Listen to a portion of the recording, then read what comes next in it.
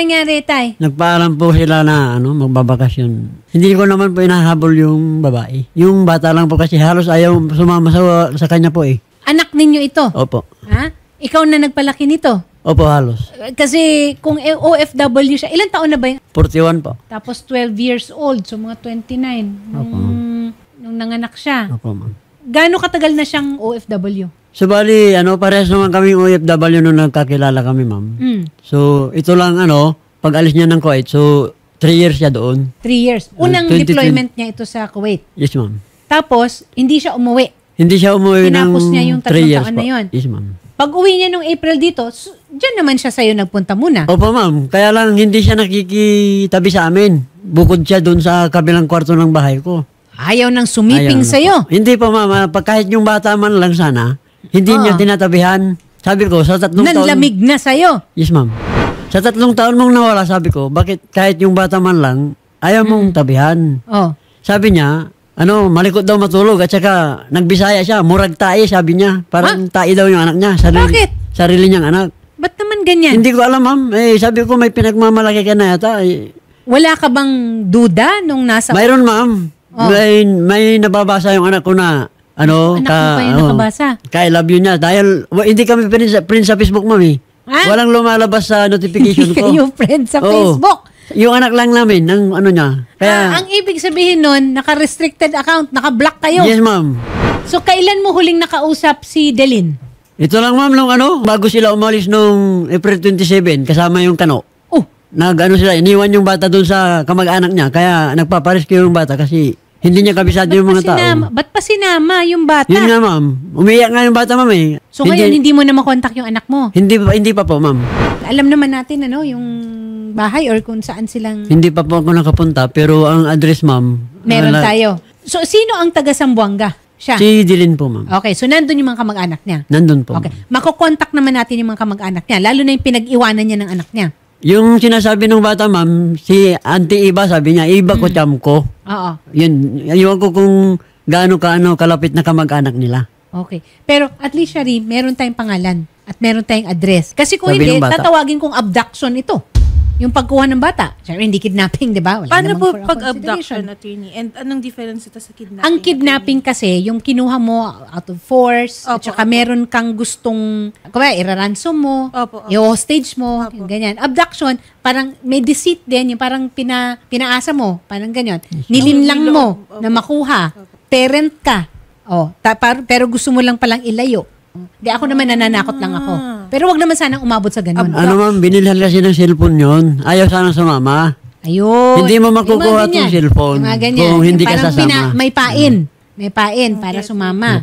Oo. Kaya lang binawi din yata sa kanya nung Tuesday ng gabi kasi nabasa yata yung mga pinagchat-chat sa akin. Sabi, Adeline, kung nasaan ka man, sabi ng anak mo kasi nung last na nakausap ko siya, nasa Pagadian ka raw.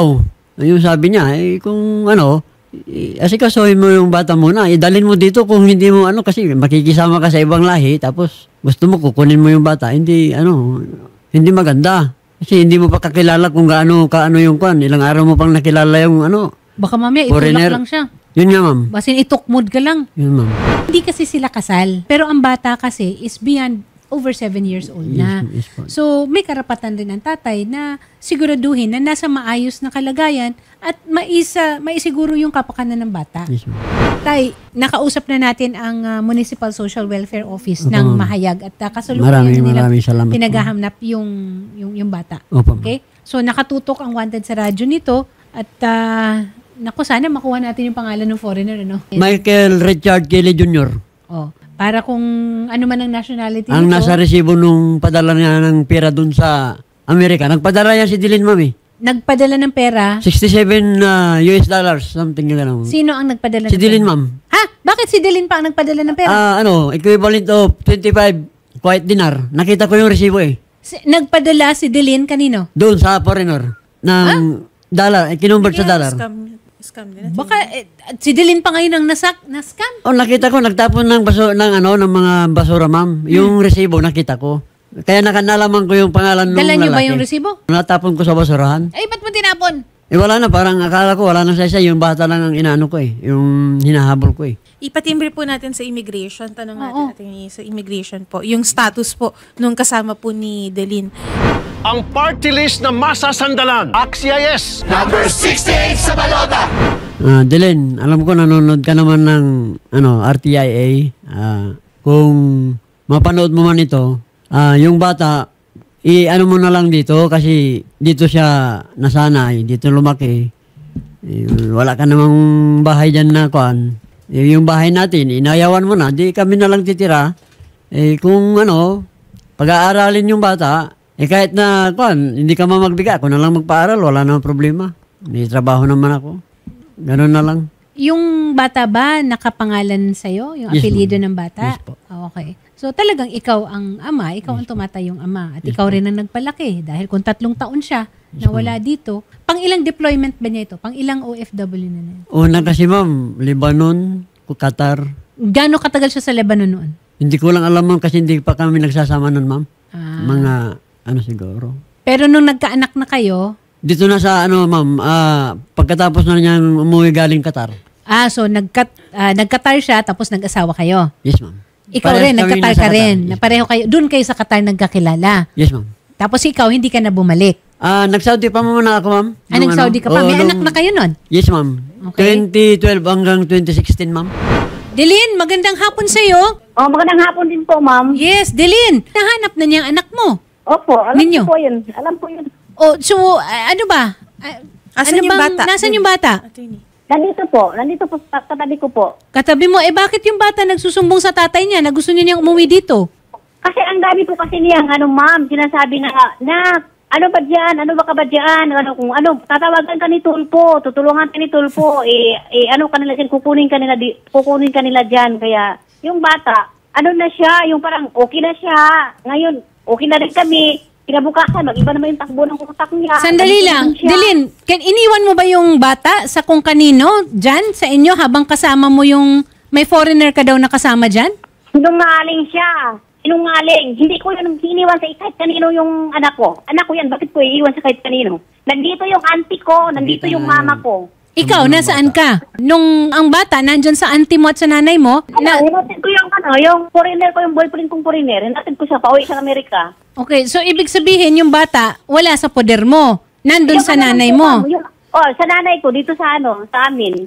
Tapos, Delin, ang sabi mo, dapat bumalik na dito dahil yung ticket na binili nyo ay hanggang April 26 lang. Hindi, bumalik na kami dyan. Nung 27 po yun, 27. So bakit hindi pa bumabalik dito? Hindi ko na po, ma'am. Ganito po yun. Hindi ko na po babalik dyan. Bakit pa babalik ako sa kanya? Para saan pa? Sinira na po. Wala na. Ang dami na niyan sinira. Sabi pa niya, pok Hindi ako. na, Dylan, hindi naman yan yung problema natin. Kung ayaw mo ba akong matapos magsalita? Kung ayaw mong bumalik, hindi, yung bata lang. Kasi, halos ayaw niyang sumama, di ba? Inano mo ng cellphone, binigay mo. Ngayon, Makinig ka muna. Hindi ko na ang bata sa kanya, ma'am. Napabayaan ko niya, ma'am. Napabayaan. Ako ang bata. As in, payat na payat. Gusto mo? Ipakita ko sa kamera yung bata. Kung ano yung katawan ng bata. Balat buto. Balat Pakita buto. ko. Mag-live naman May ko. record yan doon sa pinagpa-check upan, Dylan, no? Alam mo yun. Nag-aaral ba ang Nag-aaral bata? po, ma'am. Dito? Doon sa Nag-aaral po Pangasinan. sa diyan, ma'am. Pero ang complaint po ng teacher, panay absent. Yun ang complaint ng teacher. Kaya umuwi ako ng umuwi ako dahil graduation. Before po ang graduation, pumapasok pa ang bata kasi nagtitake po ng exam. Babaw ng Yung final exam nila. Ngayon, ang sabi ng teacher, ang complaint sa akin yung advisor niya. Basahin mo na lang yung basahin mo na lang yung chat niya sa akin ba't nagpaparescue.